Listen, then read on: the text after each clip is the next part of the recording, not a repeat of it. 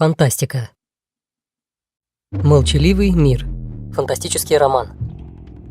Я сижу у окна и смотрю на моего правнука Каори. Он похож на моего брата Боба, несмотря на свои 7/8 кваризанской крови. Каори услышал мои мысли о нем и обернулся. Малыш пока не понимает, почему я не могу заглянуть в его мысли, и, кажется, жалеет своего немощного прадеда, совсем как когда-то пожалела меня его прабабка.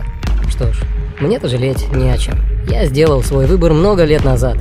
Через несколько лет Каори подключится к всеобщему полю информации и с удивлением узнает, что когда-то его глухой дедуля спас его тихую планету от других еще более глухих землян. Ключ к королю. Фантастическая юмореска. Всю дорогу домой Крис был абсолютно счастлив. Даже дикий скрежет робота-навигатора, сводивший его с ума на пути к Тронгу, теперь казался ему милее пения крагобиотической канарейки тети Элис. Крис не уставал восторгаться чудесным даром, полученным им при рождении. Он не был наследным принцем планеты Тронг. Человек из Атлантиды. Советская фантастика. Нет, что бы ни говорил профессор Ярцев, Акаркан был здесь.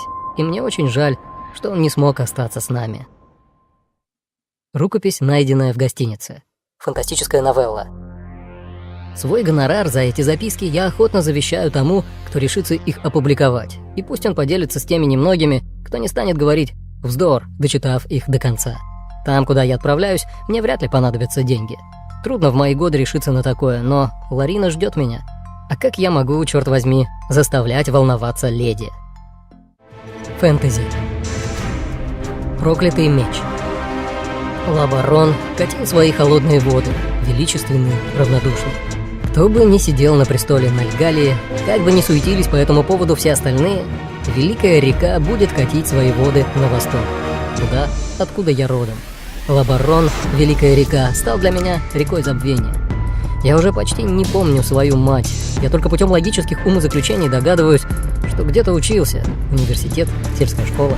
А картины моего детства при дворе Нальгалии, вдохновенно выдуманные Карстоном в трактире «Нефритовый олень» или в каком-то другом месте. По правде сказать, я и это помню весьма смутно.